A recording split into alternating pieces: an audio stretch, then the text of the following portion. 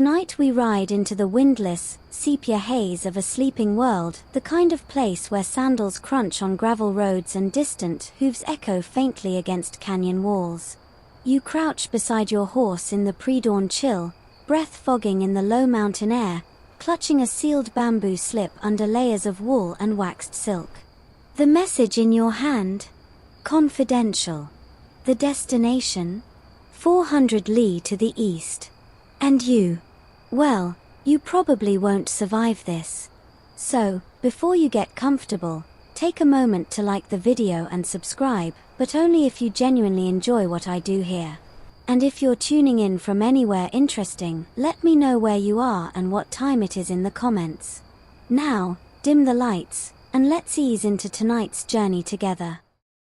The story begins long before the horse stirs beneath you, back when China was still stitching itself together under the long sleeves of the Han Dynasty. It's around 206 BCE. You find yourself somewhere between myth and bureaucracy, where dusty roadways cut across bamboo forests and military ambition hides beneath peacetime reforms.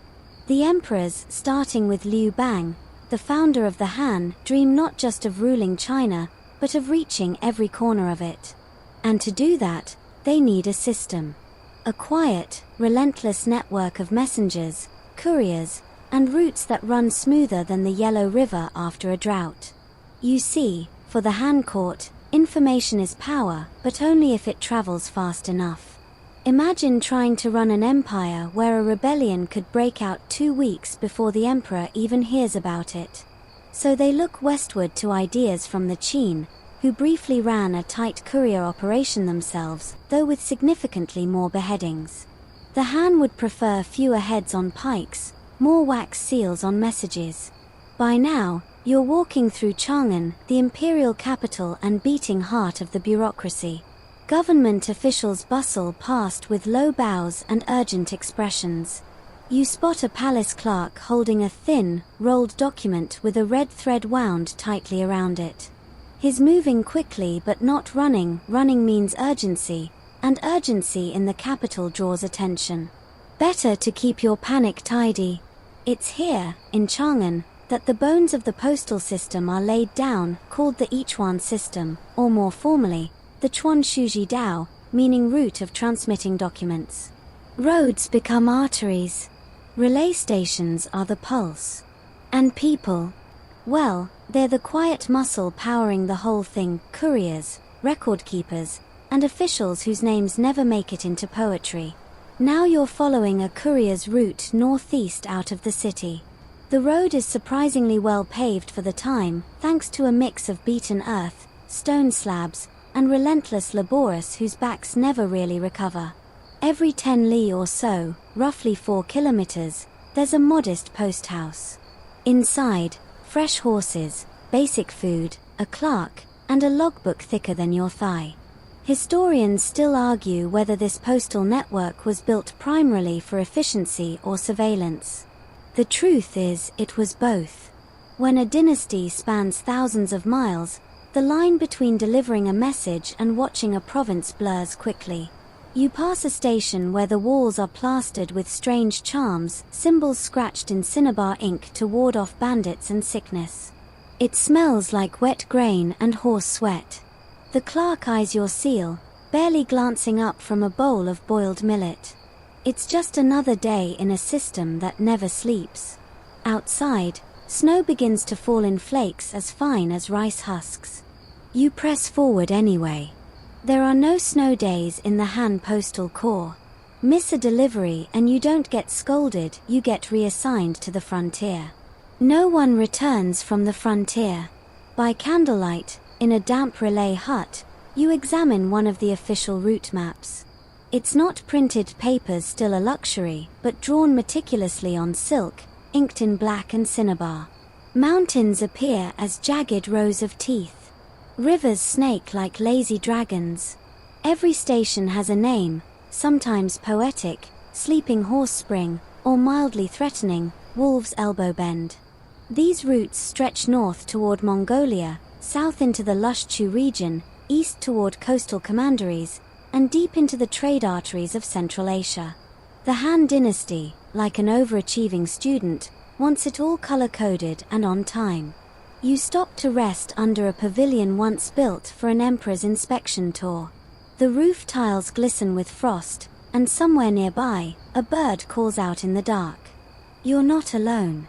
Every now and then, riders pass, some with imperial insignia, others with military markings. You notice a courier carrying a pouch stitched from fish skin, which seems odd, until you realize it repels rain better than leather. That's the fringe fact for the night early waterproofing by way of stinky innovation. And what of the couriers themselves? Well, they're not glamorous. They're wiry, sun-wrinkled, and almost always limping. They ride fast horses bred in the West, speak 3 dialects, and sleep light with knives under their pillows. If they make it 10 years, they're lucky. If they make it 2, they're already a legend. You catch sight of an older courier, his face lined like an old rice field, and he gives you a nod that means, "Don't die today." You nod back. Far off in the capital, the emperor sits beneath silk banners, trusting, hoping that his dispatch from 3 weeks ago has reached the general in the south. What he doesn't know, that message was intercepted by rebels and is now being used to plan a surprise ambush. Oops. But that's the thing about the Han postal system, it's majestic on paper, vulnerable in practice, and constantly dancing between brilliance and breakdown. And tonight, as the wind picks up and your horse snorts against the cold, you're starting to feel both the power and the fragility of trying to hold an empire together with nothing but parchment, hooves, and human grit. You don't even hear the next rider approach until they're almost beside you, hooves muffled in the thick dirt, the faint rattle of a message tube brushing against lacquered leather. You glance over. The uniform is unmistakable, a crimson robe with wide sleeves and a tightly wrapped sash at the waist, dyed with the precious madder root. He's an official courier, one of the emperor's elite riders, and he barely glances your way. That robe. It doesn't just say postal worker. It says don't touch me unless you want your ancestors cursed. You fall in behind him, pretending you're just another traveler, even as you study him. The Han Postal Corps is surprisingly stratified. Messengers like this man, bearing the imperial seal, are few and carefully chosen. Some were ex-soldiers. Others, minor aristocrats seeking favor. All of them sworn to secrecy, discipline, and frankly, a lot of uncomfortable saddle sores. By the early Western Han period, Emperor Wu had turned postal logistics into both a science and a statement. When a crimson-robed courier passed through a town, everything stopped. Locals stepped aside. Inns cleared rooms. Horses were swapped out within minutes. And any delay? Punishable. Severely. You once heard a story, true or not, about a clerk who misfiled a message and spent the next 6 months sorting millet by hand in a salt mine. But it's not just about color-coded robes and rank. These couriers carry bamboo slips, thin, narrow pieces bound together with cord. Some are sealed with red wax and a carved stamp, others are merely knotted closed. The codes matter. The courier you're following now wears 2 message tubes on his belt, one painted black, the other red. Black is administrative. Red, that's military. Historians still argue whether these colors were standardized across all prefectures, or if regional governors made up their own codes as they pleased. Either way, you learn quickly which one to fear. Black might bring taxes or census orders. Red could mean conscription, or war. You duck into a relay post around mid-morning. The station master, a tired woman with ink-stained fingers and a tendency to mutter to herself, checks your token. It's not fancy, just a carved wooden pass, nothing like the elaborate bronze or jade credentials the crimson-robed riders carry. Hers, she wears on a chain around her neck, half hidden under a scarf. Inside the station house, it's a maze of activity. Horses are being brushed down in the courtyard. A boy no older than 12 refills a teapot with something pretending to be green tea. In a side room, a clerk transcribes slips onto duplicates by hand, one copy going forward, the other staying in a growing stack that, if knocked over, could crush a small goat. You learn that not every message is carried by horseback. Some are passed through runner lanes, foot couriers who move messages within a city or from nearby farming villages. These men and women are quick, with calloused feet and lungs like bellows. They don't wear crimson, just simple blue robes and sandals held together with too much hope. You step outside and watch one of the elite couriers prepare to leave. He takes his belt off, messages and all, and gently warms the wax seal near a lantern to ensure it hasn't cracked from the cold. His gloves are made from rabbit fur, stitched with silk thread. Luxurious. Not for comfort, though. For grip. If he drops a message, there are consequences. Ancient China didn't believe in oops. A quirky tidbit. During the reign of Emperor Zhao, it's said that one overzealous courier carried a love letter disguised as an imperial dispatch. The resulting scandal supposedly led to a whole new category of inspection protocols. Now, if your letter smelled like plum blossoms or had too much poetry in it, it was getting opened, no exceptions. You saddle back up and ride again, keeping pace with the crimson robe ahead of you. The man doesn't eat while riding. He pulls a small clay vial from a pouch and takes a mouthful of fermented millet paste, nutrition in a swallow. It's bitter, but effective. There's no time for meals when urgency is your whole personality. As the day warms, you reach a small gorge with a rickety bridge. The rider slows only slightly, checking the ropes, then urges his horse across without hesitation. You take a deep breath and follow. Below, the river is more rocks than water now, but still deep enough to snap your spine if you fall wrong. Once across, you both pause. He adjusts his saddle strap and finally speaks, barely above a whisper, "West road's blocked." "Bandits, maybe." "That's it. That's your warning. No drama. Just a heads up that the Empire's arteries may be clotted with more than paperwork." He's gone a moment later. You start noticing signs of his passage more keenly now. Slight hoof dents in the mud. A broken reed where he veered off trail. The scent of oil from his lantern wick. You become an amateur tracker in his wake, following not just the man, but the momentum of a system so vast, so controlled, that it seems it shouldn't work, and yet somehow, it does. But the deeper you go, the more fragile it feels. A message can be intercepted, forged, burned. A courier can be bribed, lost, or misled. The Han authorities try to prevent this. Couriers are trained to memorize messages word for word in emergencies, and some are even taught to eat paper and slips if captured. It's not glamorous work. It's barely survival. You arrive at another post station by dusk, this one quieter. An old man tends the horses, and the clerk here has only one good eye. You ask if the Crimson Rider passed through. He nods once, then gestures toward the mountains. He's climbing tonight, the clerk says. He doesn't want to wait for morning. You look at the dim trail ahead, serrated rocks, no lantern light, and wind starting to hiss between boulders like a warning. Then you glance back at the warm fire in the station hearth. You could stay, but the message isn't going to deliver itself. You squint into the dark, take a breath through your nose, and nudge your horse uphill. The lantern sways at your hip like a sleepy firefly, casting shaky shadows across the jagged trail. You're climbing into mountain country now, where the wind speaks in colder tongues and the stars feel closer than the Emperor ever will. The crimson-robed courier is already long gone. You catch occasional signs, hoofprints where the snow's thinnest, scraps of crushed moss, the faintest scent of iron and pine where his horse brushed the trees. This is the spine of the Han postal system, the relay path, the Ichuan. It's clever, brutal, and absolutely essential. What makes it work is the stations.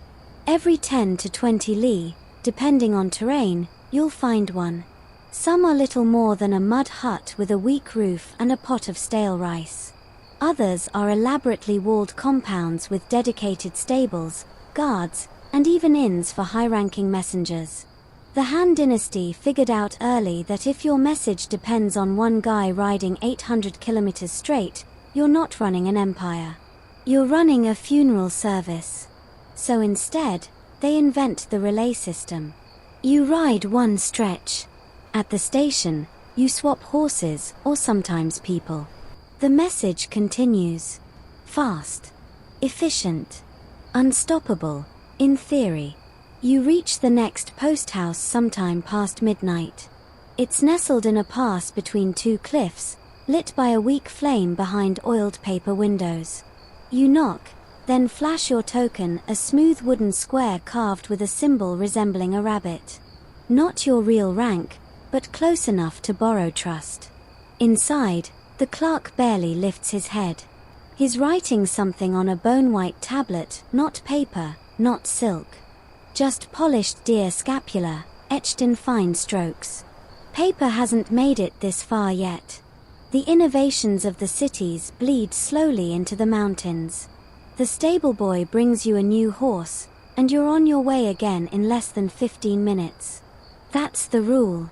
15 minutes per station, maximum. No sleeping, no gossip, no rice wine. Just switch, ride, deliver. Repeat until the empire holds. As dawn brushes the horizon, you find yourself in a narrow gorge where even the echo of your horse's hooves feels too loud.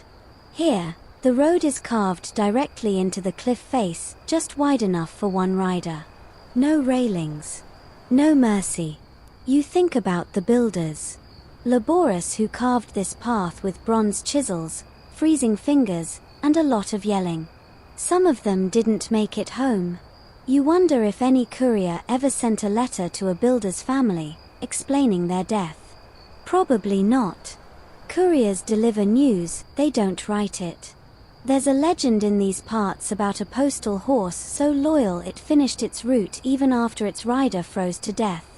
The story goes, the horse walked station to station, nudging doors with its muzzle until someone opened one and found the body still strapped upright in the saddle.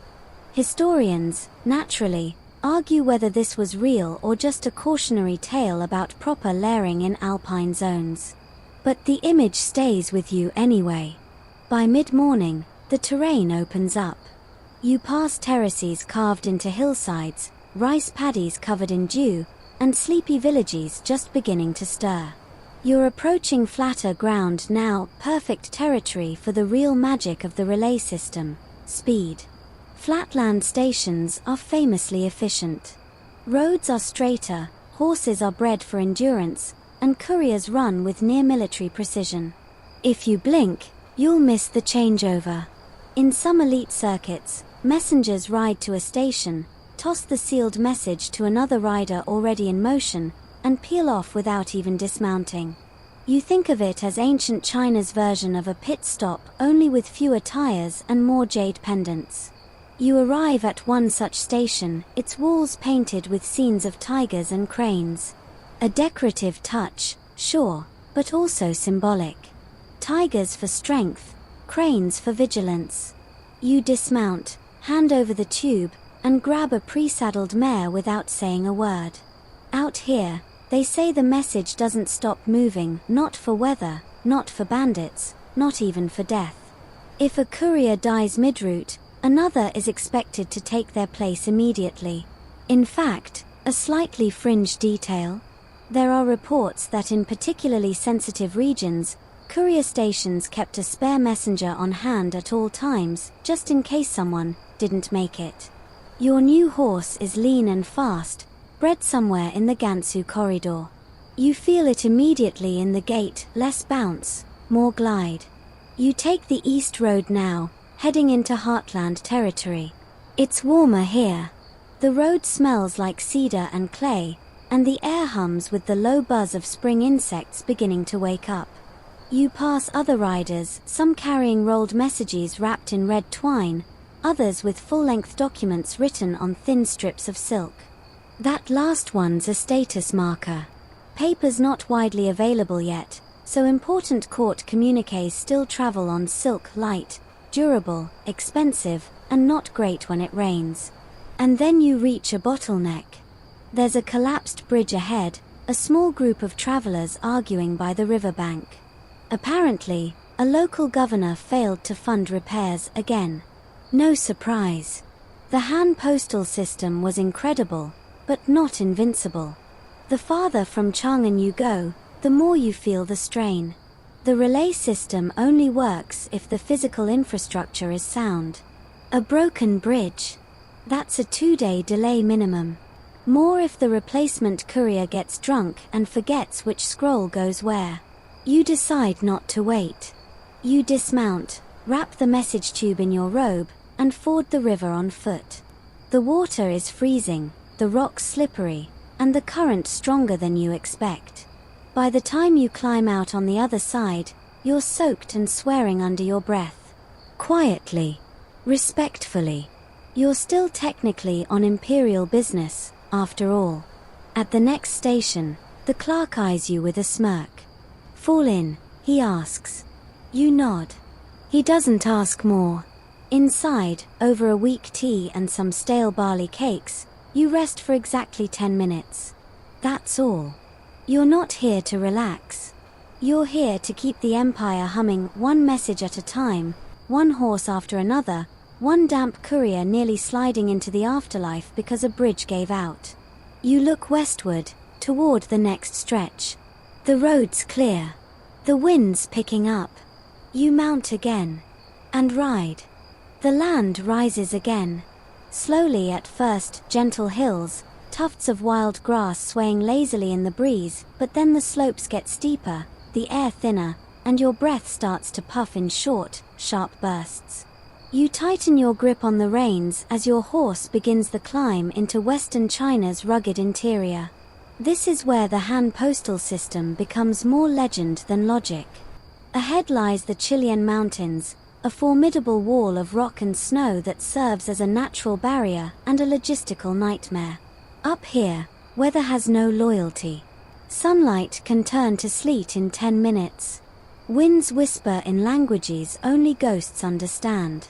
If your horse slips on the narrow trail, there's no recovery. Just a long, echoing fall and a message that never arrives. But the Han Dynasty, ambitious as ever, doesn't let geography win without a fight. They build post houses even in these cruel altitudes. Tiny, crooked structures anchored into cliffsides with stone and prayer. Some don't even have roofs, just canvas slung over wooden beams and held down with river stones. Your boots crunch over snow-covered slate. The silence here is unnatural, like even the mountains are holding their breath. Your message tube feels heavier somehow. Maybe it's the weight of statecraft. Maybe it's just frozen shut. The terrain forces a slower pace. Relay stations stretch farther apart. You're now covering 30, sometimes even 40 li between outposts. Horses fatigue faster, riders freeze faster. You've heard whispers of couriers warming their hands by pressing them under their armpits mid-ride, not for comfort, but so they can still unroll a scroll when they arrive. At one stop, a half-frozen station master offers you fermented yak butter tea. It smells like wet leather and regret, but you gulp it anyway. The fat coats your throat. The heat pools in your stomach like coals in a brazier. You're told it helps. You're not sure if he means with the cold, or with loneliness. You glance at the station's message board, thin bamboo slats hanging from cords, each marked with symbols. Most are requests for supplies. One reads, ominously, "No word from the East in 11 days." That's how you know something's wrong. The Han Postal Service is never that late. 11 hours, maybe. 11 days. That's the shadow of war. Historians still argue whether these mountainous routes were actively maintained year-round or only seasonally reopened when passable. Some scholars insist local warlords filled the gaps during winters. Others claim the imperial center always insisted on full coverage, regardless of cost or death toll. You suspect the truth lies somewhere in the middle, buried beneath an avalanche of missing logs and anonymous graves. You ride higher still, past weathered milestones carved with archaic script. One shows the old Qin Dynasty glyphs, half erased and moss-covered. A reminder that this route has served more than one master. The Han just refined it. You reach a summit sometime near sunset. The sky is copper. The wind howls like a drunk trying to sing. Below, the landscape drops into a vast basin dusted with frost. You can see the next station faintly, a speck of firelight near a bend in the road, so far away it looks like it belongs to another life. Your horse begins the descent carefully, its hooves slipping now and then. You dismount halfway down, walking beside it to avoid tumbling into eternity. The message tube is still there, tied securely, wax seal intact. You check it every hour. Not out of protocol. Out of superstition. In one village you pass, they tell you a story. A ghost courier still rides these mountain roads. He carries a scroll written in a language no one speaks anymore. When he stops at a station, he doesn't speak, just waits. If someone opens the scroll, they vanish by morning. Whether it's true or not doesn't matter. You still sleep with one eye open. That night, you reach the station at the basin. It's warmer here, surrounded by pine forest and natural hot springs. You're lucky. Not all riders are. Some stations are abandoned, their last logs left open on stone desks, ink faded, doors swinging in wind that brings no answers. You collapse into a wooden cot with a rough wool blanket and dream of red seals and galloping hooves. When you wake, the fire's out, and snow has crept under the door. The clerk nods as you leave, no small talk, just the shared fatigue of those who keep the bones of the empire from rattling apart. Back on the road, you pass a group of locals hauling bundles of paper on sleds. Not bamboo slips, paper. Real paper. You catch your breath. This is new. They're part of a test run, you overhear. The imperial court is experimenting with sending messages via paper scrolls instead of wood or silk. Lighter. Faster. Easier to hide. You make a mental note. The courier corps is evolving. But in the mountains, tradition clings like frost. Bamboo still rules here. Sturdy, less likely to smear, better when wet. The paper will come. Just not yet. You descend into flatter territory again. The air warms. The birds return. And so does your pace. You stop briefly at a side station rumored to be haunted by a former clerk who died waiting for his replacement. The man never arrived, the story goes. Some say he got drunk. Others say he fled to become a bandit.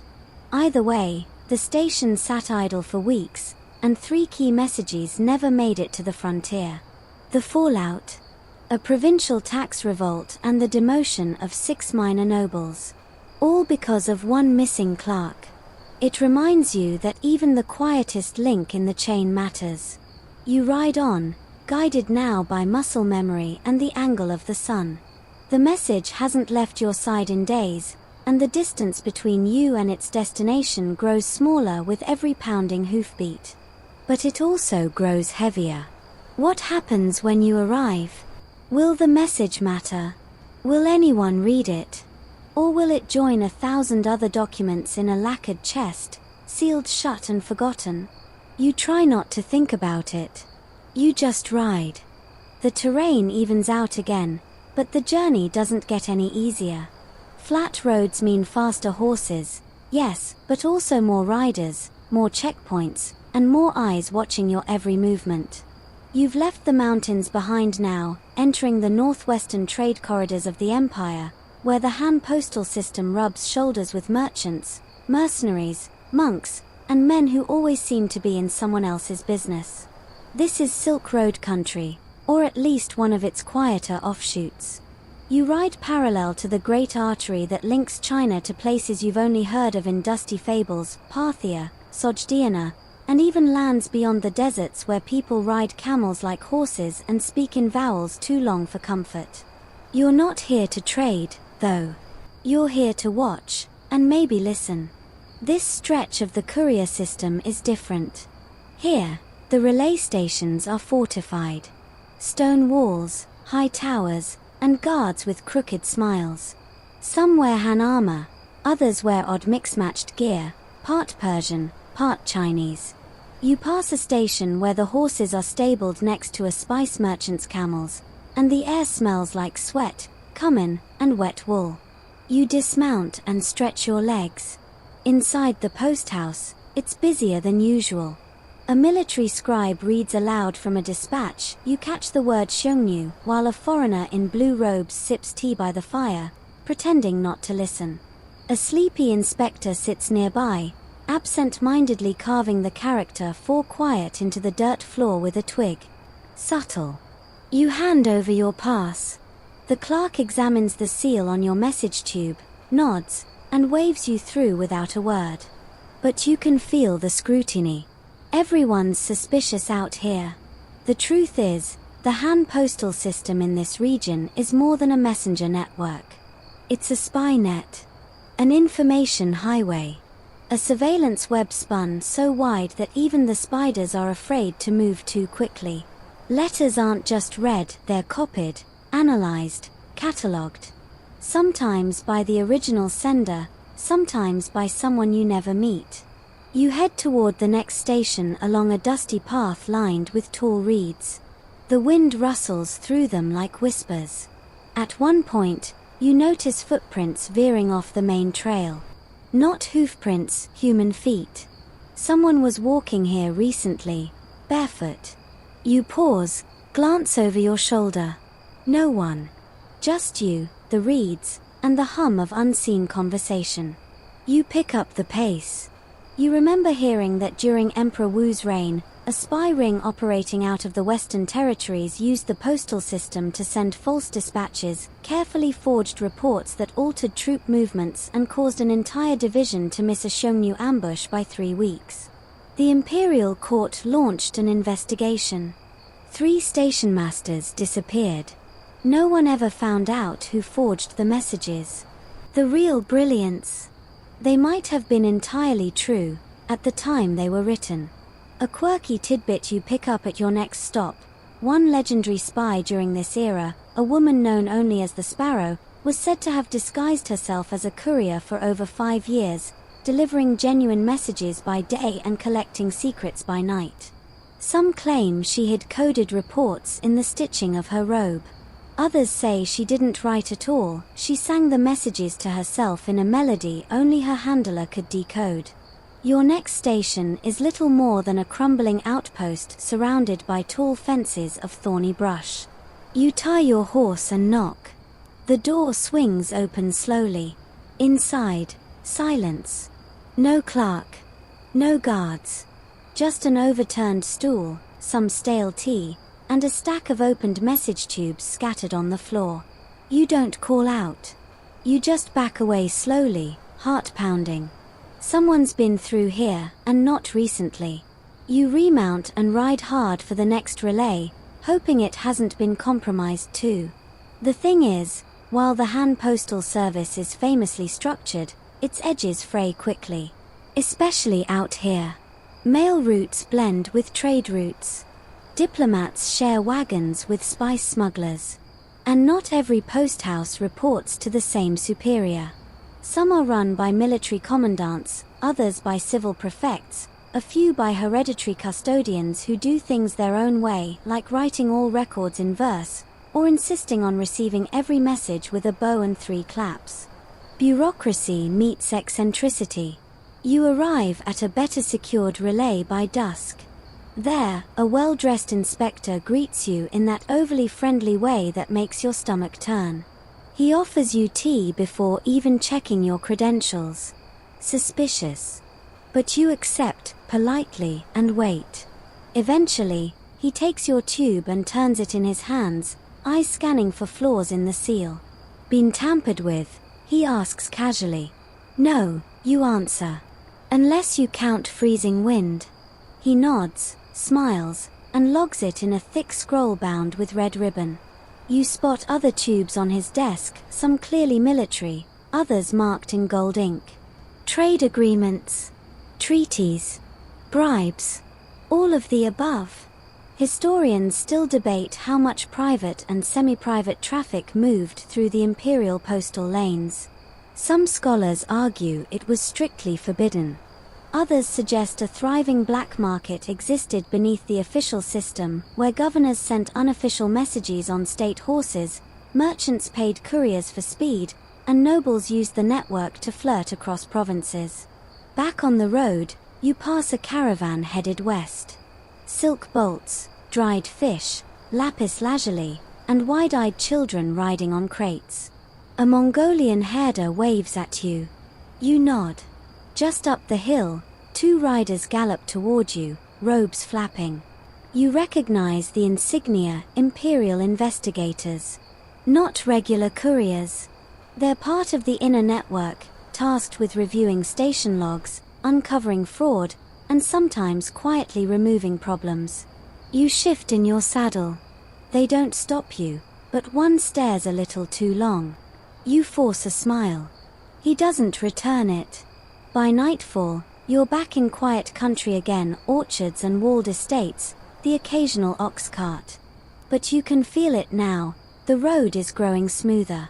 The stations are better stocked. You're inching closer to the central provinces. The message tube feels lighter, but not safer. You start to realize something you've been too focused to notice until now. You have no idea what's inside your message. You try not to think about it, but now that the thought's planted, it won't let go. What is in this message you've hauled across mountains, forded rivers, and narrowly avoided being stabbed or, worse, audited for? Maybe it's just routine. A census report. A minor decree about salt tax quotas. Something so boring it might put even the emperor to sleep. Or maybe it's not. You arrive at a post house built like a miniature fortress.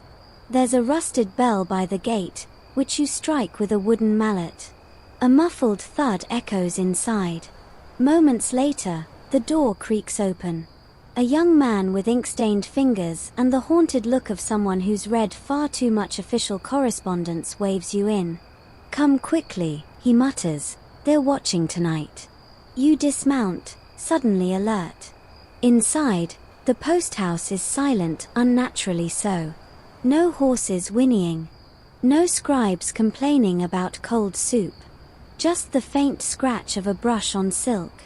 In the corner, under a single oil lamp, sits an inspector. He's not in courier garb. He's in the long, embroidered robes of the central administration. His head is shaved at the crown, with a scholar's knot and the faint odor of ink and vinegar clinging to him. He doesn't look up when you enter. Just extends a hand without speaking. You remove the message tube slowly, fingers brushing against the warm seal. The inspector rolls it between his palms, listening as if he can hear the scroll inside confessing its contents. Then, he sets it on the desk, unopened. Routine delivery, he asks, finally meeting your eyes. You nod. It's the safest answer. He smiles a smile that does not reach his eyes. You'll sleep here tonight. Report continues at first light. You try to protest, you were told to ride straight through, but he raises a hand. Orders change, he says. Messages don't always go where they're intended. You don't sleep much. The next morning, your message is gone. You ask the ink-stained clerk about it, and he shrugs. Transferred to alternate rider, he mumbles, already buried in a scroll 3 feet long. Transferred. Just like that. You're given a new one, same tube, same seal design, different symbol. You examine it closely. This one's marked with a tiny, nearly invisible crescent moon near the base of the wax. You've seen that mark before. Back in the mountains. On the desk of the missing clerk. Your new orders direct you eastward. Not to the capital. Not even to a prefectural seat. Instead, to a minor administrative villa near the Yellow River, a place you've never been and have no interest in ever returning to. But the Imperial Postal Network doesn't take requests. The terrain softens as you travel. You cross wooden bridges, pass fields filled with water buffalo, and hear music in the villages again, flutes, zithers, the clatter of dice. For the first time in days, the air feels warm enough to let you loosen your robe's collar. At a roadside tea pavilion, you stop for a moment to rest your horse. The shopkeeper serves a cloudy brew with hints of plum and something medicinal. As you sip, a quiet conversation unfolds at the next table, two older men discussing an intercepted letter from a border general. They speak in code, but you pick up fragments. Moved earlier than expected. Not meant for this route. Inspector didn't return. You pretend not to listen, but your stomach turns. There's a reason for all the scrutiny lately. Messages are being rerouted. Swapped. Read by eyes that shouldn't see them. The Han court has spies, yes, but more dangerously, it has paranoia. Historians still argue whether Emperor Wu initiated the practice of cross-inspecting military and civil dispatches or whether it emerged gradually as local governors gained too much power. The documents are ambiguous. Some suggest official scrutiny began as a corruption measure. Others imply it was always about loyalty, about rooting out whispers before they became flames. Either way, by now, every courier knows, some messages carry more weight than they should. And not just metaphorically. You reach the villa by dusk. It's a sprawling compound with weathered tiles, 2 stone lions at the gate, and guards who look entirely too interested in your travel log. They wave you through with dead eyes. Inside, you're greeted by another clerk, this one older, with half a mustache and a limp he doesn't bother to hide. He takes the message tube without comment, sets it gently in a box lined with crushed rice paper, and locks it shut. Then, unexpectedly, he invites you to sit. Tea is poured. Not the cheap barley brew from road stalls.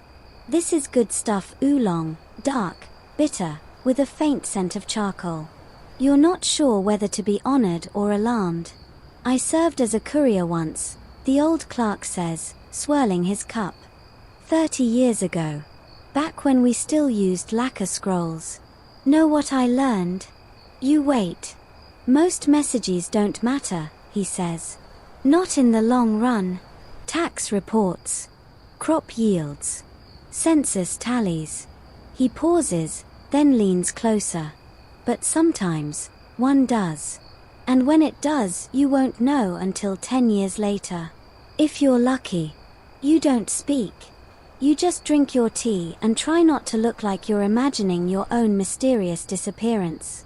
As you prepare to leave, the clerk hands you another scroll. Not sealed. Just tied with twine. Personal delivery, he says. No urgency. You tuck it away without question. But as you ride out under the soft hum of evening crickets, you wonder. Who watches the watchers? A fringe anecdote lingers in your mind about a postal inspector who intercepted a forged letter between 2 minor nobles conspiring to embezzle from road repair funds. He delivered it anyway. Just added a second scroll to the emperor. 2 days later, the nobles disappeared.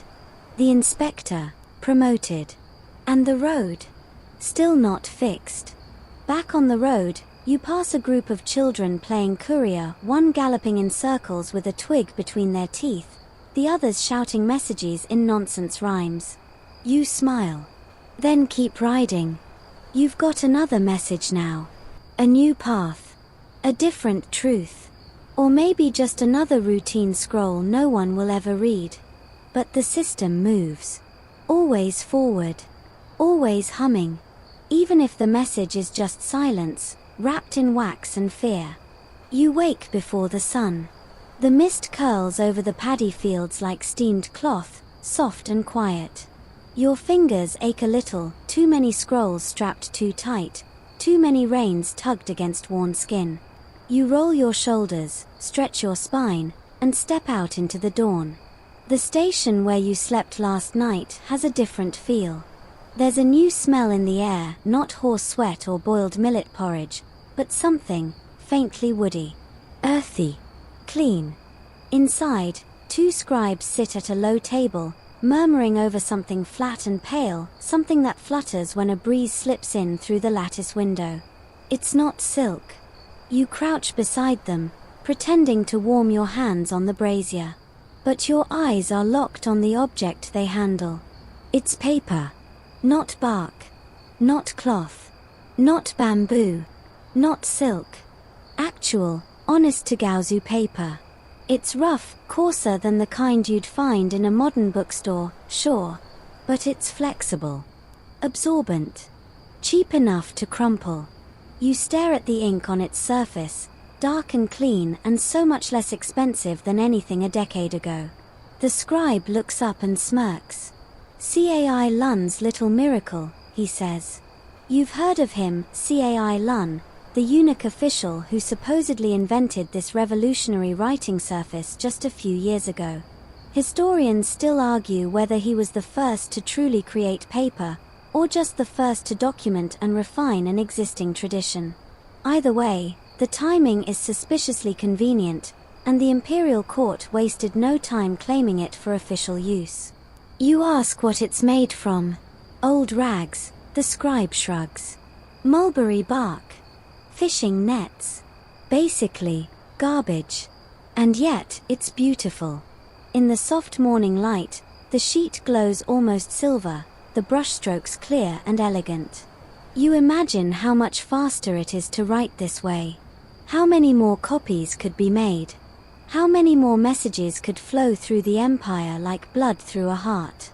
For the Han Postal Service, this changes everything. Before paper, you remember, correspondence came on bamboo slips, heavy, awkward, tied in bundles that could make a mule groan. 1,000-character message might weigh more than a melon. Silk was better, lighter, more compact, but expensive. And fragile. A single puncture could render the whole scroll unreadable. But now, a full report fits in your sleeve. You get a crash course in production, soaking, pulping, pressing, drying. The process smells terrible, but the outcome is transformative. Scribes are giddy. Couriers like you, even more so, because a lighter message means a longer journey. That day, you're issued 2 dispatches on paper. Both sealed, both folded like delicate fans. You tuck them into your pouch and feel like a magician concealing secrets under his robe. As you ride eastward, the shift is obvious. Postal stations once clogged with scrolls and silk bundles now hum with the faint sound of brushes dancing across fresh sheets. The scribes have started writing faster, looser. There's a subtle joy in their movements, like a violinist freed from playing scales. But not everyone's convinced. At one stop, a grumpy administrator scowls at the new paper. Feels undignified, he says, pinching a sheet between 2 fingers as if it might dissolve into peasant sweat.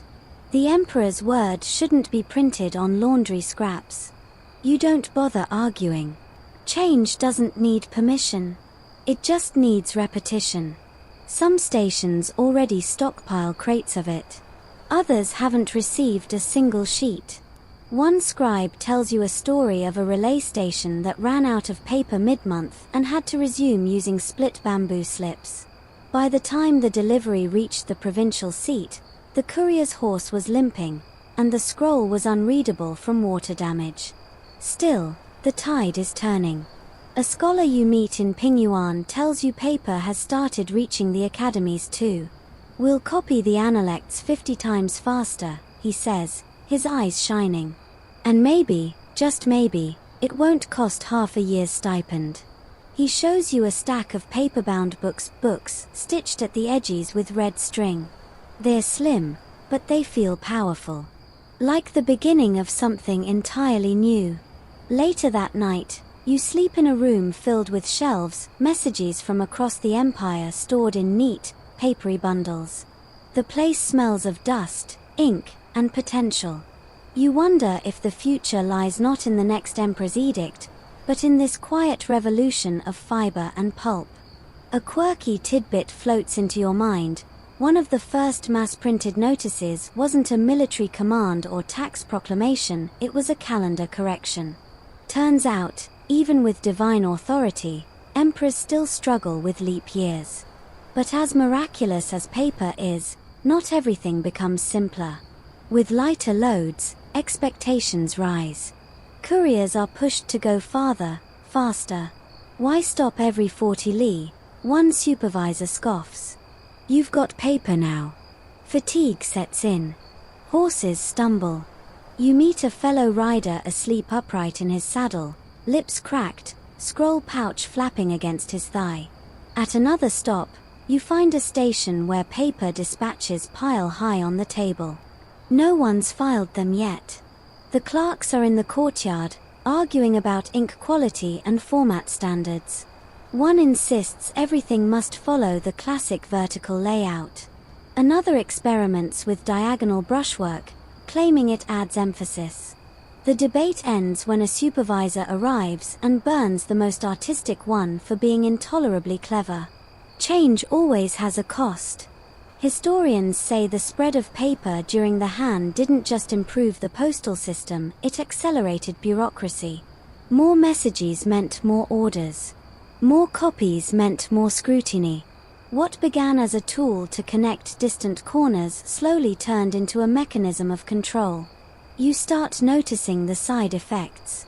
At one border post, you're asked to wait while a scribe copies your message, just in case the original doesn't arrive. Redundancy, he mutters. At another, you're handed a checklist of 5 couriers to follow up on. One vanished near Mount Tai. Another was last seen drinking rice wine in Luoyang. Increased expectations, the clerk explains. The paper's too cheap to lose now. You glance at your pouch. It's light as a feather. Yet the pressure sits heavy on your back. Before sleep, you sit by a brazier, warming your hands, and scribble a note to yourself on paper. Just a few characters. Windy today. Horses seem tired. Miss the old roads. You don't know why you write it. No one will read it. But it feels good to press ink into fibers made from rags and time. You tuck it into your boot. One day, maybe, someone will find it. Or maybe the mice will. Either way, it'll travel farther than you ever will. You wake to the smell of grilled fish and fermenting bin paste. The post station isn't busy this morning. A sleepy scribe naps with his head on a ledger. The stable boar's snoring audibly from a hay pile. You stretch your arms and blink into the rising sun, thinking, this place shouldn't feel this relaxed. Which is exactly the problem. Once upon a time, a relay station like this would hum with activity, orders shouted, seals stamped, horses prepped in a practiced rush. But today, someone's playing a bamboo flute in the courtyard. There's wine, laughter, a distinctly non-urgent vibe. And then someone hands you a plum. Welcome to the best post on the northern route, says a courier you barely know. His robe is silk, real silk, embroidered, not standard issue. His sandals are new. His pouch is suspiciously empty. You bite into the plum. It's delicious. Too delicious for a government salary. That's when it clicks. This post station is wealthy. Too wealthy. You've seen the ledgers. You've felt the itchy fabric of the standard courier robes. You know what the imperial stipend is. And it sure doesn't buy plum wine, silk slippers, or hand-carved inkstones. Tips, the courier says, reading your face. Little tokens of appreciation. He means bribes. It starts off small. A village official wants his report delivered first. He gifts a few copper coins to the scribe. A merchant wants priority access to route logs, he offers a goat. A provincial magistrate needs his complaint about tax corruption to reach Luoyang without detours. You sip the wine. It's absurdly good. This place has become a social club. There's a makeshift gaming board. Dice clatter under the veranda. Someone's roasting meat and calling it courier fuel. A clerk waves you over to a low table. She has soft eyes, long fingers, and a pile of folded paper next to her elbow. She doesn't ask where you're going, she asks what you've brought. You slide a small pouch of tea across the table. She smiles and hands you 2 sealed messages. Priority level, red, she whispers. They pay well. Don't drop them in the river. You nod. You probably won't. This isn't how the Han postal system was designed. Back in the early days, the rules were simple. Messages moved through official channels. Only authorized scrolls carried the red or gold seal. Couriers were state employees, disciplined, honorable, almost military. Now, you pass a post where someone's cousin has been made a temporary courier, despite being illiterate. Another stop has lost its head scribe entirely, he's apparently on extended holiday in the capital, after helping a local noble's documents travel suspiciously fast. And still, the wine keeps flowing. You learn that the wealthier the region, the more corrupt the station. Courier selection becomes flexible. The son of a wealthy merchant. Welcome aboard. The old courier with 15 years experience and bad knees. Sorry, we're full. Historians still argue whether this creeping rot was inevitable in a system so vast, or whether it was the result of weakened central control during the later Han years. Whatever the cause, the signs are unmistakable. At one stop, the horsemaster refuses to swap out your tired mount unless you agree to transport a gift to his sister's wedding. You ask what the gift is. 2 crates of rare mushrooms, he says. For medicinal use. You don't ask follow-ups. There's also a bizarre hierarchy forming. Not all dispatches are created equal. Gold seal orders from the emperor still get instant attention. Red seal commands from nobles or governors often get handled next. Everything else, from provincial notes to village updates, gets shuffled, delayed, or conveniently misplaced. And don't even ask about personal letters. At a mountain relay, you find a stack of them, months old, tied with string and forgotten in a clay jar. Love letters, pleas for help, messages from sons to mothers, none of them ever delivered. One reads simply, I heard your cough has worsened. I'm coming home soon. Wait for me. You tuck that one in your pack. No idea why. It's not all grim, though. Some stations find balance. A post you stop at in Wuwei runs like a dream. The supervisor's strict but kind. The food is decent. The horses are rotated fairly. You overhear him telling a clerk, we don't take bribes here. But we do accept dumplings. That's diplomacy. A quirky tidbit. One station near Chang'an is rumored to have installed a gong that sounds every time a bribe is offered. But they don't stop the bribe, just ring the gong for fun. Apparently, it gets quite musical during festival season. Still, the culture shift wears on you. Where once you rode with confidence, now you double-check every scroll's seal. You weigh whether a clerk's smile is genuine or transaction-coded. You wonder who actually reads these dispatches anymore, and who just trades them for favors and fermented bean curd. It becomes common for wealthy clients to sponsor certain courier routes. You pass signs that say things like, this station brought to you by the House of You. The scroll pouches are branded. Even the horses wear decorative ribbons. Empire by endorsement, one courier jokes. No one laughs. You hear rumors of a courier who refused a bribe and had his route reassigned to snake-infested terrain in the south. Another who accepted a bribe and vanished, with both the money and the message.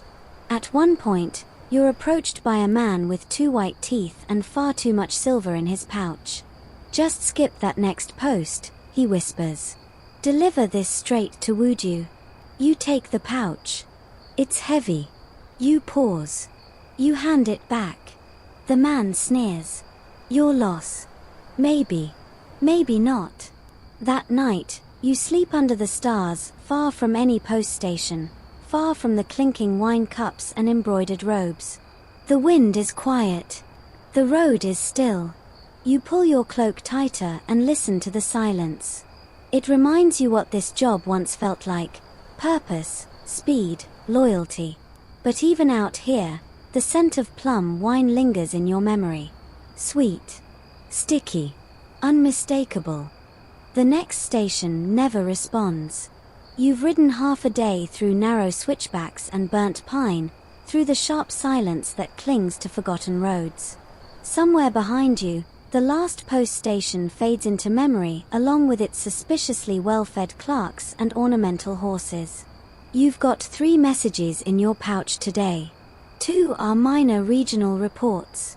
The third bears the red seal of a regional commander near the southern border. Heavy. Important. Time-sensitive. You arrive just before dusk. But the station is shuttered.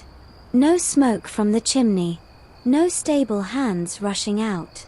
Just a cracked threshold, 1 crooked horse tie, and weeds that have crept up to the station's very door like they're claiming it back for the forest. You knock anyway. No answer. You push the door open. Dust curls into your lungs. Someone's left tea to rot in a cracked cup. The inkstone has dried to brittle flakes.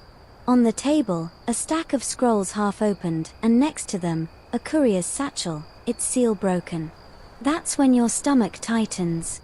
There's no blood, no struggle. Just emptiness. It doesn't feel abandoned. It feels interrupted. You wait until dark, then make camp in the ruins of the stable, clutching the sealed scroll beneath your blanket. The forest hums with cicadas and something else, an itch of anxiety in your scalp you can't quite scratch. Morning doesn't bring answers, just questions.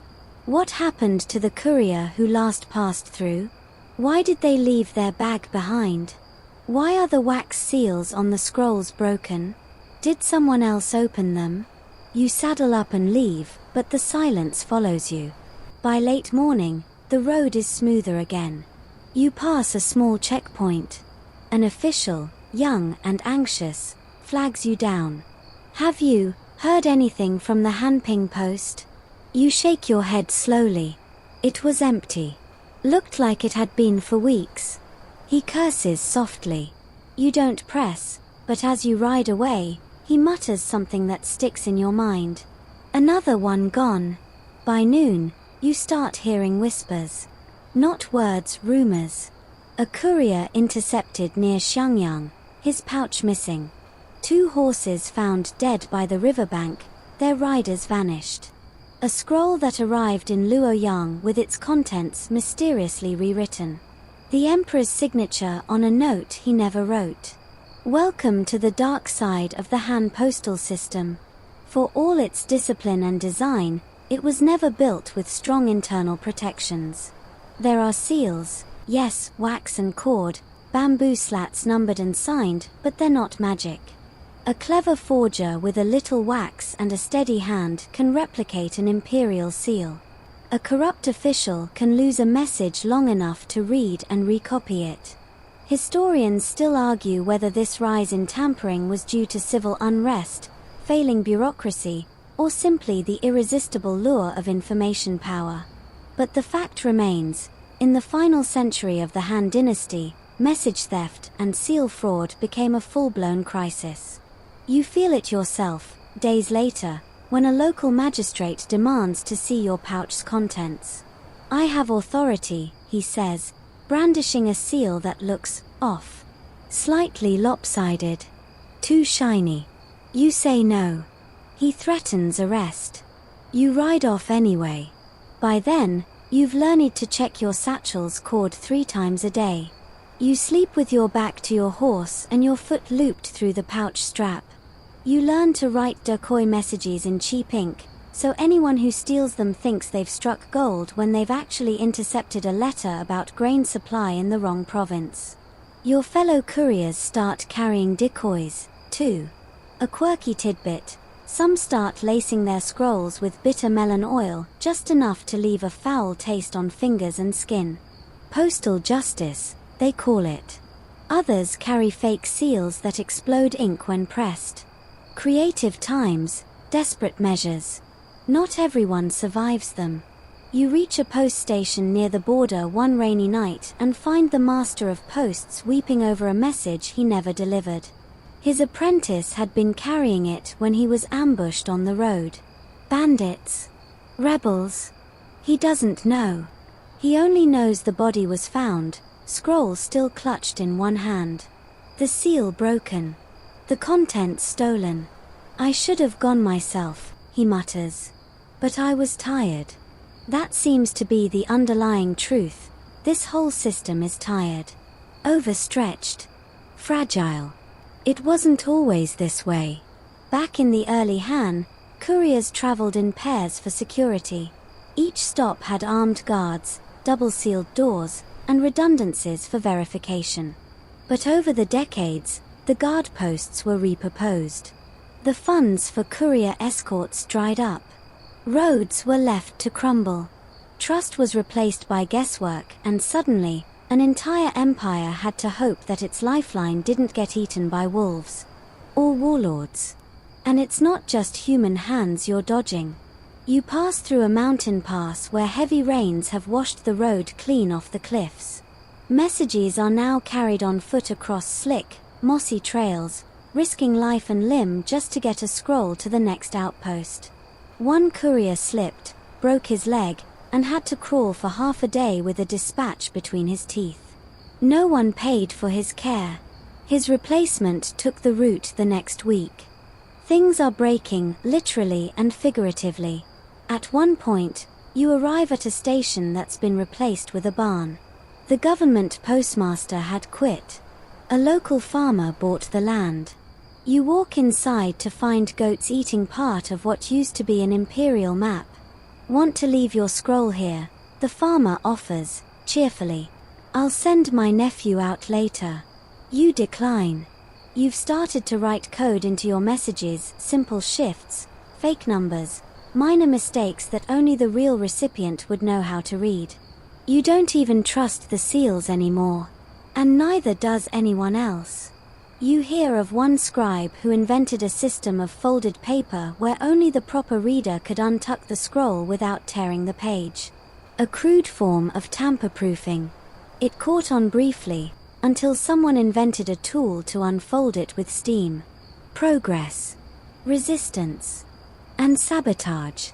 The Han Dynasty's postal system, once a marvel of precision, now resembles a spiderweb that's been stepped on. Still recognizable, but full of holes. You arrive at a city to deliver a message. The magistrate receives it, reads it, and sighs. This is 3 days late, he says. It's lucky it arrived at all, you reply.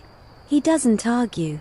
Later that night, you dream of scrolls drifting down a river, seals melted, characters blurred, voices lost. You try to gather them, but they dissolve between your fingers like fog. You wake with ink stains on your palms. You're not alone out here. That thought creeps up on you one sticky afternoon as you trot past a half-ruined outpost, the wind barely moving, even the insects too tired to buzz.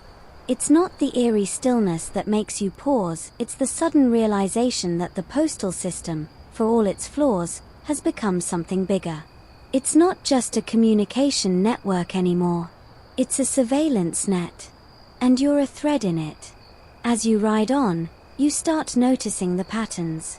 Station masters that don't blink when they ask what message you're carrying. Officials who seem to already know your route. A random checkpoint in a village so small it barely has a name, yet it has a fully armed garrison and a sharp-eyed young officer with pristine boots and a stack of blank scrolls. Routine check, he says. Sure. Routine. You hand over your delivery log. He glances at it for all of 3 seconds, then smiles. You're not the courier who took this route last week, are you? You shake your head. He smiles wider, like he expected that. No one talks about it openly, but the rumors have ripened into quiet certainty. The Han Empire's postal service has become a kind of listening device, thousands of couriers, scrolls, and stations, all potential channels for internal intelligence. If the Emperor wants to know what a general is planning, he doesn't need to send a spy. He just waits for the courier to ride through. Sometimes he even reads the response before the intended recipient does. Historians still argue whether this transformation was intentional. Some say Emperor Wu began it during his expansion campaigns, others say it evolved organically during times of internal unrest. But by the final century of Han rule, it's clear, the postal network doubles as the Emperor's ears. And increasingly, his teeth. You arrive at a border outpost where a nervous provincial governor has just been arrested. Not for corruption. Not for treason. For what he wrote. One courier had reported a strange turn of phrase in the governor's message. Another noticed a specific pattern in the seal, a mark that, when interpreted a certain way, implied a veiled threat. It doesn't matter if the message was innocent. It sounded wrong. And now, the governor's gone. Vanished into the internal security system. You deliver your own scroll that day with trembling hands. A quirky tidbit, by the end of the Han Dynasty, officials began including little preemptive clarifications in their letters, phrases like "in full loyalty and sincerity," only a suggestion, if humble and unworthy, and not meant to challenge the glorious will of the emperor. These weren't flourishes, they were shields. Protective padding against misinterpretation. A linguistic suit of armor. You start reading them closely. After a while, they all sound the same, terrified. There's irony in it. A postal system designed to connect now makes everyone feel watched. A courier's pouch used to carry messages of celebration, appointments, honors, marriages. Now it carries fear. At one station, you meet a scribe who used to copy reports for regional judges. He shows you a trick, a hidden layer of ink, revealed only with lemon juice and heat. Just in case your superiors aren't who they say they are, he whispers. You raise your eyebrows. He doesn't elaborate. But the implications are clear. Mistrust runs deep, even within the very system that's supposed to uphold the state's authority. And why wouldn't it? If a courier can be a spy, a station master can be an informant, and an inspector can rewrite a scroll, who do you trust? Certainly not the censors. The censorate was originally a check on corruption, reporting directly to the emperor. But by this era, it's also tied into the postal structure.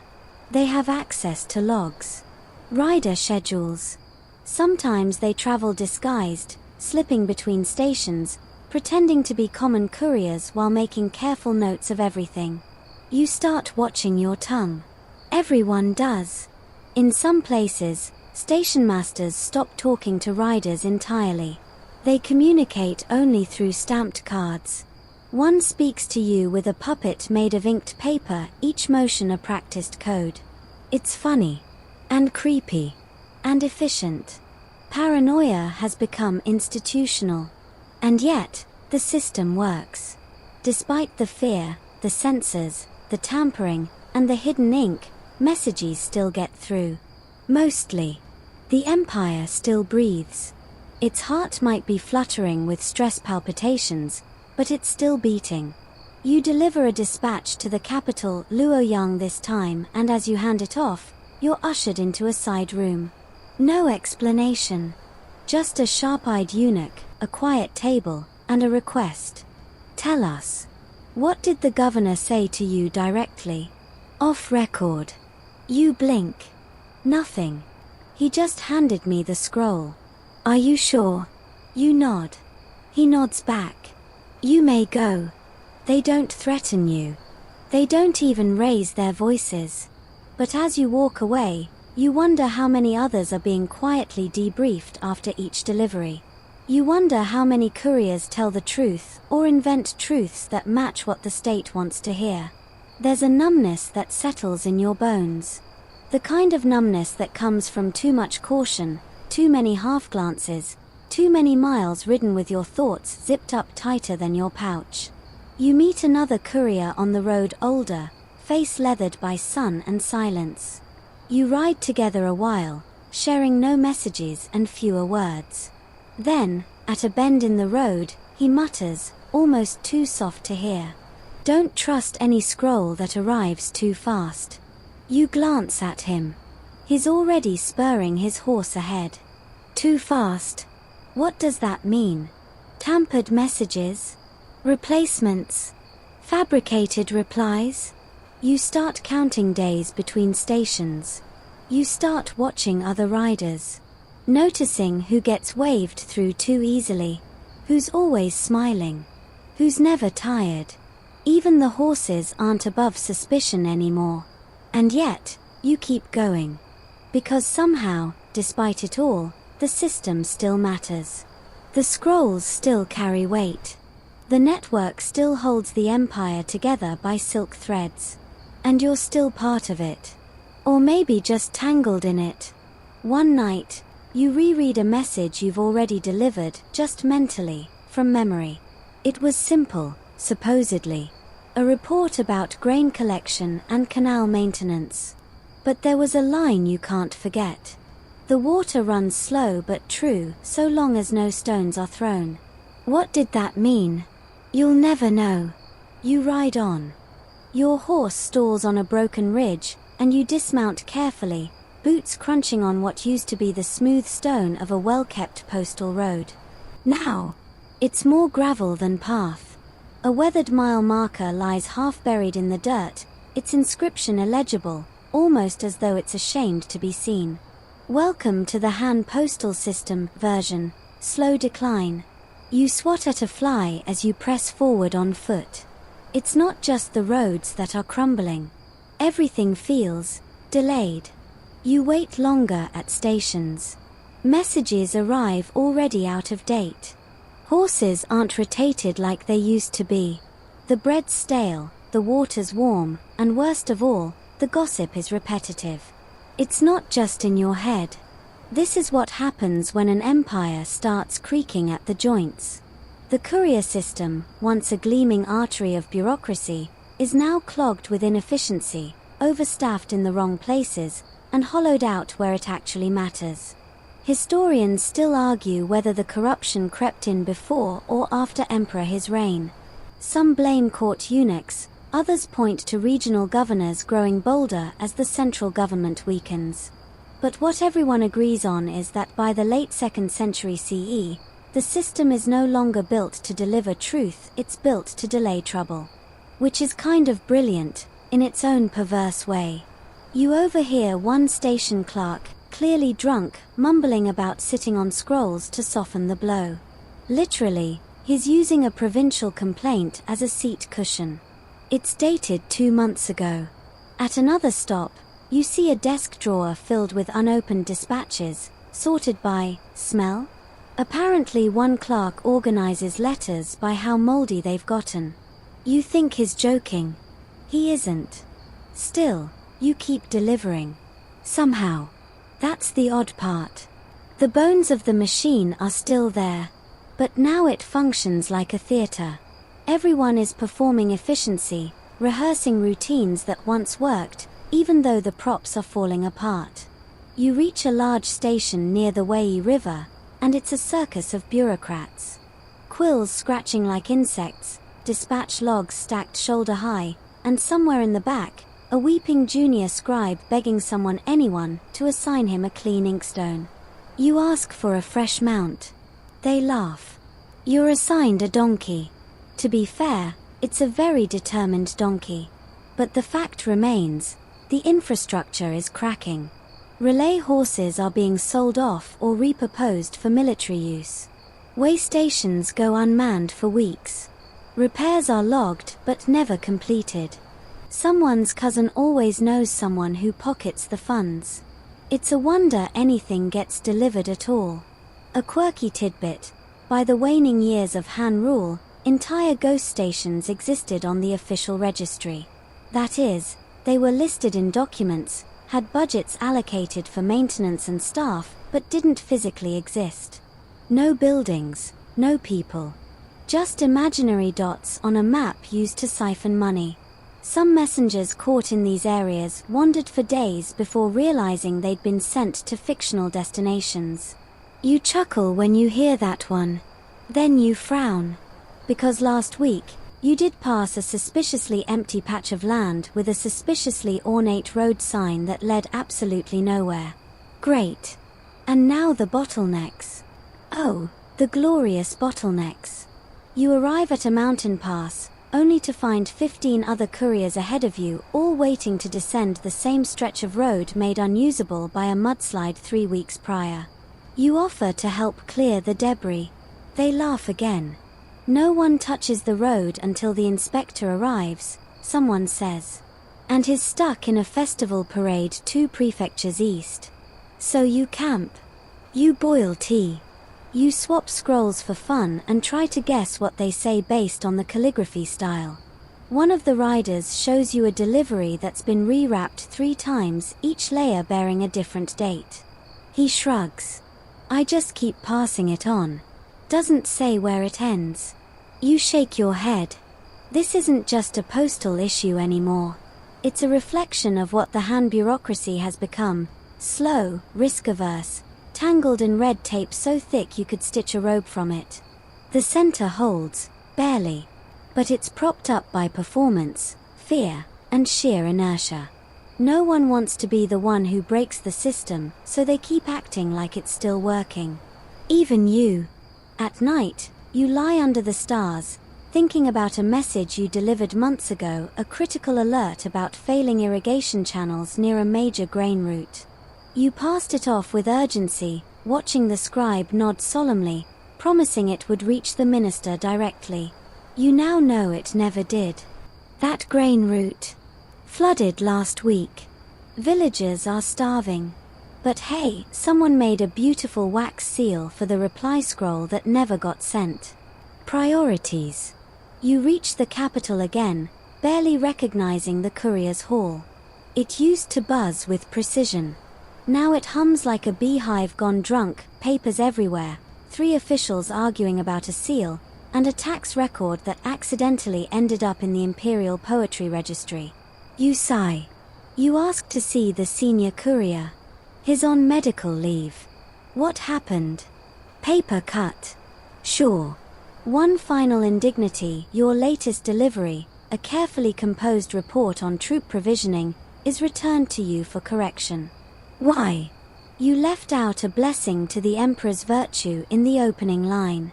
It doesn't matter that it's not required. It doesn't matter that the message is urgent.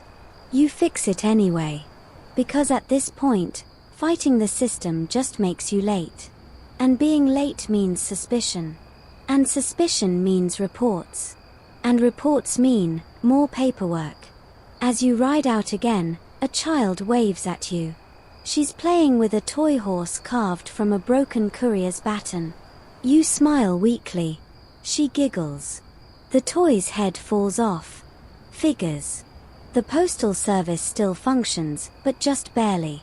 Held together by habit, fear, and fading ink. And you, of course.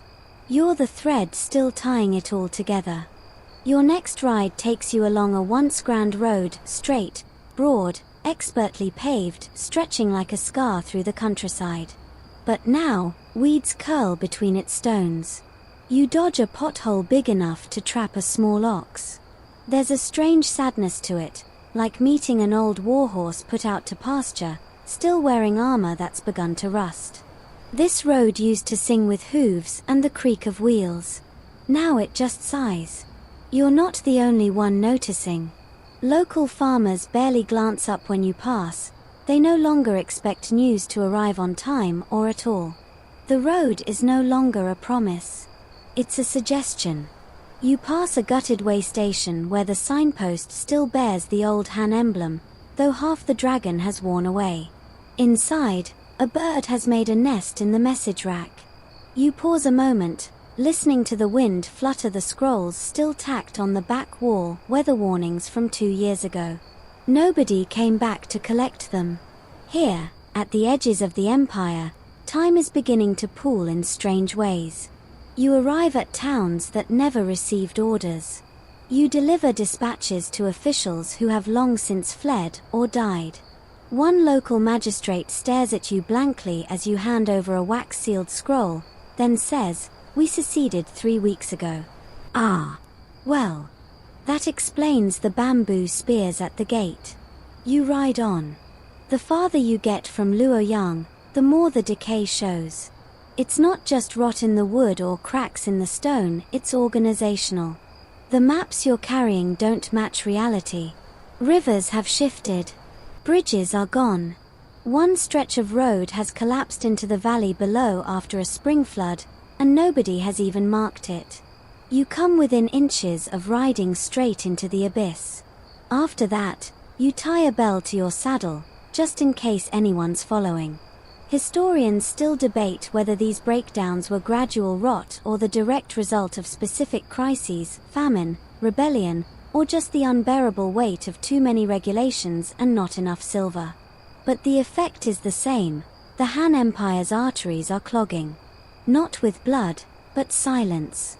Some places have reverted entirely to local messengers, hired boys running messages between villages, with no oversight, no relay system, no paper trail. They call it folk couriering. You ask one boy where he learned the routes. He shrugs. Just guessed. And you wonder, was that how the first couriers started, long before there were robes and seals and edicts? Just people running with news?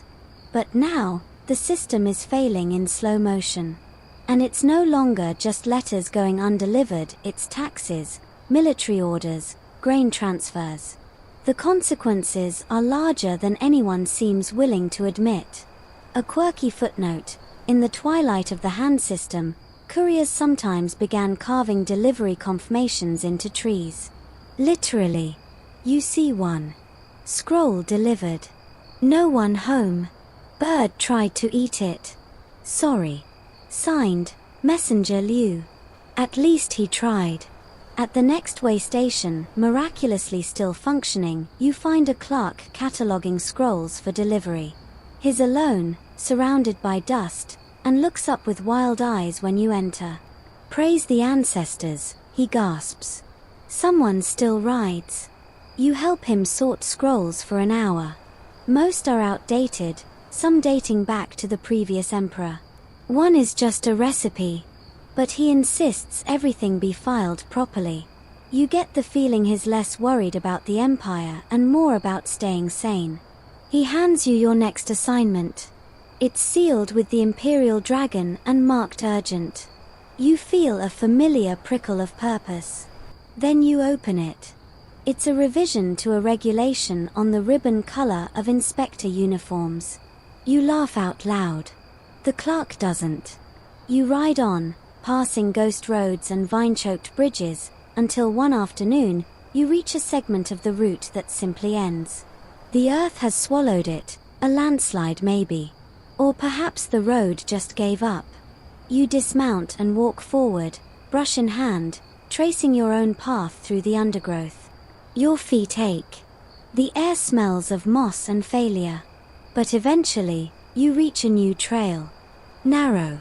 Unmarked. Not on your map. Still, it goes somewhere. And so do you. Because the road may be broken. But the message still matters. Even if you're the last one carrying it. You wake up in a borrowed stable. The hay smells like mildew, and a rooster thinks dawn comes at 3 a.m. You're not even annoyed, just tired. Not just in your bones, but somewhere deeper. Your last clean scroll case split open yesterday, and the message inside soaked up a puddle. You dried it in the sun and hope no one notices the crease that looks suspiciously like a chicken footprint. This is what it means to be among the last dispatch riders of the Han Postal system. You don't wear a fancy robe. You don't ride swift horses from station to station. You walk, mostly, or beg a lift on a cart heading vaguely in the right direction. You deliver messages no one reads, to officials who no longer have power, in a language some border towns don't even speak anymore. In one village, a child tugs your sleeve and asks if you're a wandering actor. You say no. She tilts her head. "Oh," she says. "Then why are you dressed like one?" You look down. Your boots are mismatched. Your tunic has been patched in 6 different styles. One of your saddlebags is an old grain sack. Fair point, kid. Still, you press on. Luoyang, the empire's core, has begun to splinter. Warlords now control entire regions. The central court is a shadow play, its decrees flickering weakly through the fog of civil unrest. The Empress Dowager fights for control with eunuchs and generals alike. A puppet boy emperor sits on a throne he barely understands. And still, dispatches are being sent. Why? Some historians argue it's sheer inertia. A great machine doesn't stop instantly, it grinds slowly, throwing sparks until the last cog jams. Others believe the messengers themselves were the glue holding a fracturing empire together, loyal not to a ruler, but to the ideal of a connected land. Either way, you're one of them now. A leftover cog. Rusting in motion. You cross a burned bridge on foot, tiptoeing over what used to be planks. On the other side, a relay post has been converted into a bandit den. They wave at you cheerfully as you pass. One offers dried mango. You decline. The postmaster there used to take messages for 3 counties. He now sharpens spears. In the hills past Chang'an, you find what you think is a working way station. The roof's mostly intact. There's a horse, sort of. One eye. Tail missing. Looks like it's seen things. The station keeper is a teenager with a scroll in one hand and a crossbow in the other. You show him your seal. He nods, slowly. They told me someone might come. How long ago was that?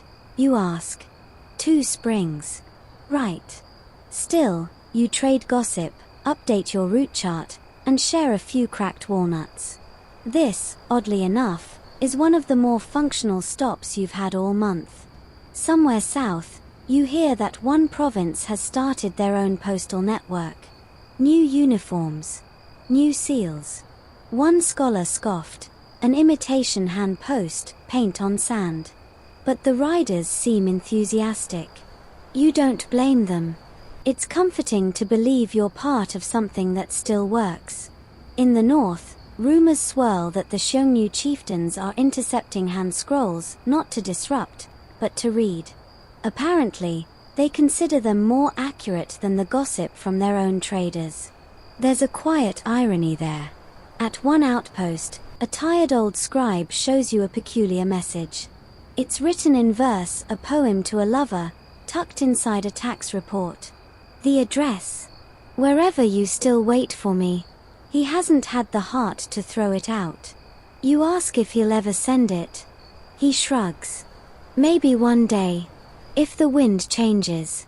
Another station is run entirely by children left behind when the adults fled rebel bands. They're surprisingly organized. One little girl assigns you a route with the confidence of a seasoned general. You obey. She's terrifying in the best way.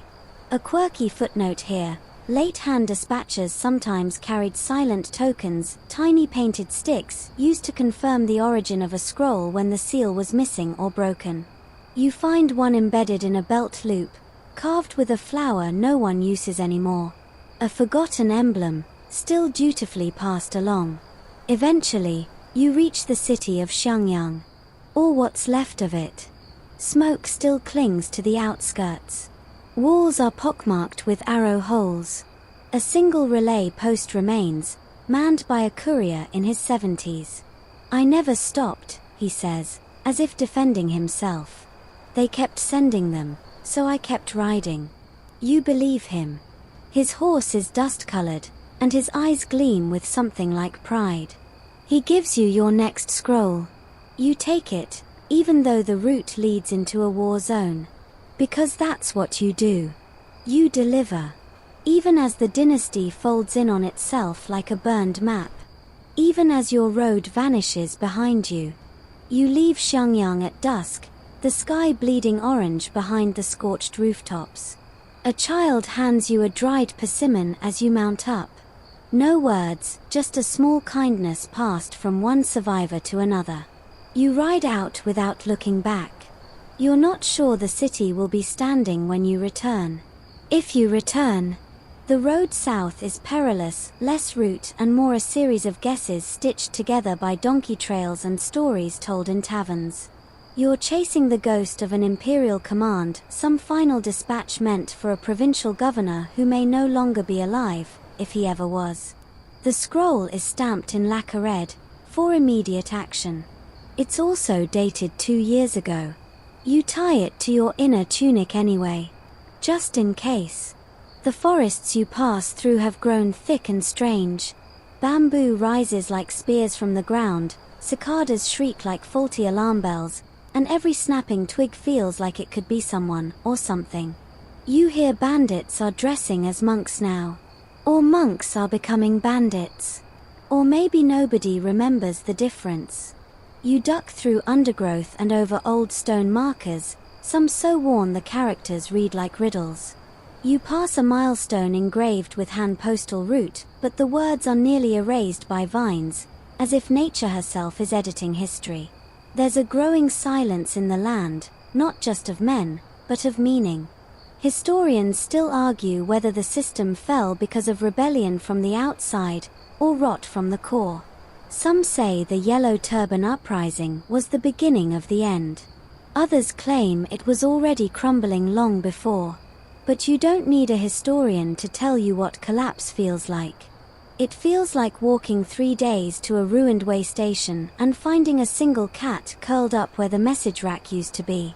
It feels like handing off a scroll only to have the official read it and burst out laughing, not because it's funny, but because it assumes rules still exist. And yet, there are flashes of strange resilience. In one town, you find a young woman, barely 20, rebuilding a tiny relay house, brick by brick. She tells you she used to read stories of the post riders and decided someone had to keep the line going, even if no one else cared. She offers you a bowl of rice porridge and a place to sleep. You leave at dawn with one more scroll than you came with. Her handwriting is neat, confident.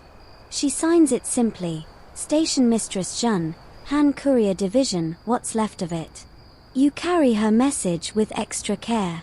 Because that's what you do. You carry things others no longer believe in. At night, your dreams blur horses and fire, paper soaked in rain, and the Emperor's seal crumbling like stale pastry. You dream that the scrolls you carry whisper when the wind touches them. Not words.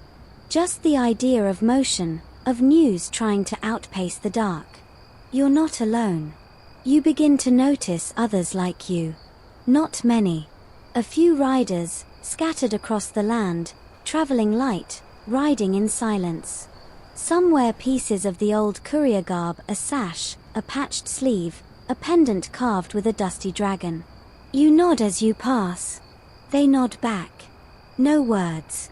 Just the silent fraternity of the last messengers. One of them, a silver-haired man from Shu, hands you a strip of silk with a route sketched in charcoal, his shortcut through the mountain pass. You thank him. He just smiles and says, "If we don't help each other, who else will?" A quirky historical note. Toward the final years of the Han postal system, some messengers began developing coded markings, tiny dots of cinnabar ink or folded corners on scrolls, to signal danger or forged messages. You've seen some, but no two seem to follow the same pattern. Even the codes have become regional dialects. You begin to keep your own, 1 scratch under the wax for all clear, 2 for don't trust this scroll. Maybe someone will understand. Or maybe it's just for you. Finally, you reach a town where the governor is still there. Miraculously. Tired eyes, ink-stained hands, and a robe patched almost as many times as yours. He takes the scroll from your hands like it's a divine artifact. He reads it. He sighs. "This was important," he murmurs. "Once." Then he sets it on a pile of unopened dispatches and pours you a cup of tea. You drink together in silence. And that's the strange thing about this stage of your journey. You're no longer delivering information. You're delivering memory, ceremony, a ritual of continuity in a world unraveling at the edges.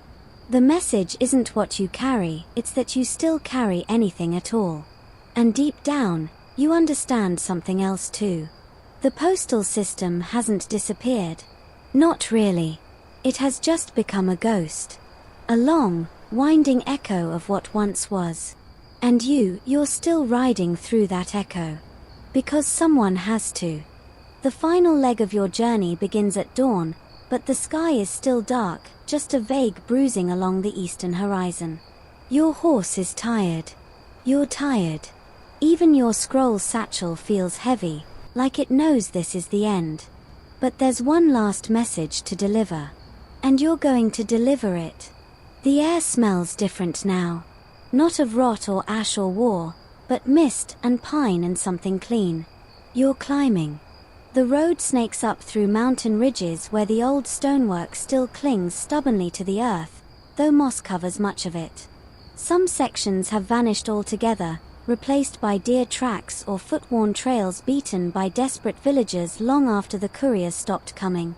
You follow them anyway, because even broken paths still lead somewhere.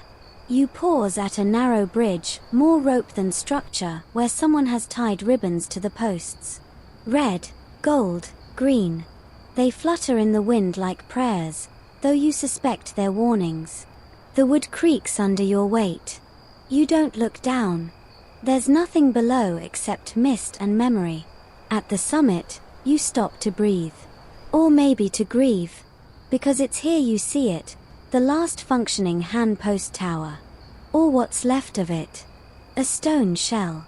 A roof held together with wishes and warped tiles. And a single, leaning flagpole still flying the imperial seal, though faded nearly to white. You dismount. Your knees nearly give. A courier's bow is supposed to be crisp, respectful. Yours is more of a collapse. A girl, no more than 12, opens the tower door. She holds a wooden scroll case like it's made of jade. "You the one from Luoyang?" she asks. You nod. She hands you a bowl of kanji and says, "About time." You eat in silence. Inside the tower, the walls are lined with scrolls. Some are imperial edicts.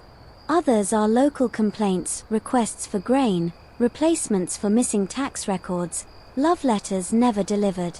A tapestry of forgotten intentions. You add yours to the wall. No one reads it. But that's not the point anymore. The point is that you brought it. And somehow, people still care that you did.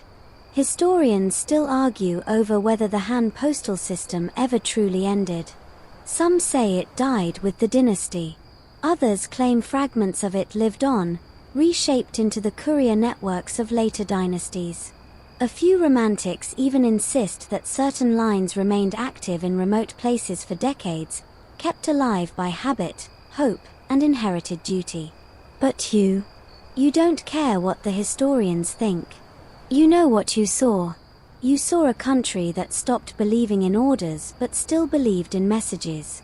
You saw waystations burn and couriers rise again, patched up and persistent. You saw officials mock your scrolls, then carefully lock them in drawers anyway. You saw a system collapse in slow motion and still try to stand.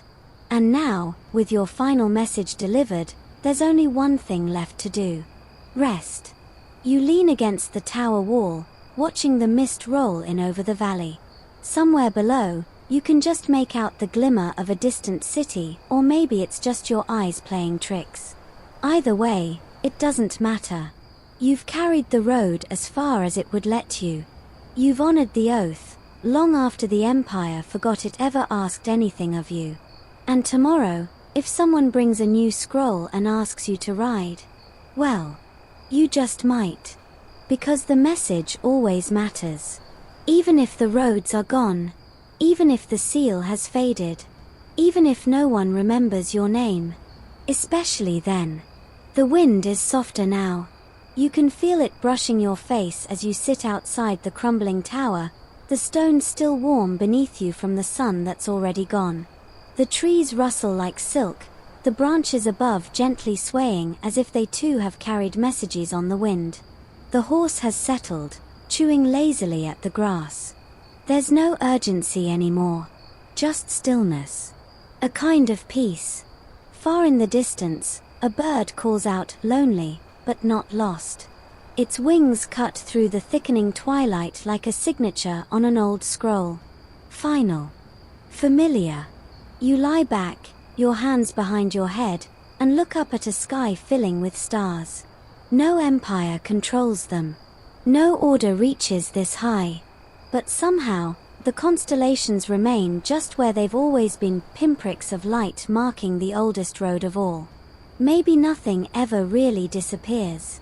Maybe the messages we carry linger, long after we stop moving. Echoes in the dust. Threads in the fabric. You close your eyes. The saddle soars, the hunger, the long nights, none of it matters now. What matters is that you kept going. That you reached the end. That, for one quiet, whispering moment, the Han courier system still breathed through you. And as sleep gently pulls you down, deeper than a mountain tunnel, softer than parchment, you feel it. A world waiting to be remembered. A story gently closing its eyes. A silence that means, you've arrived.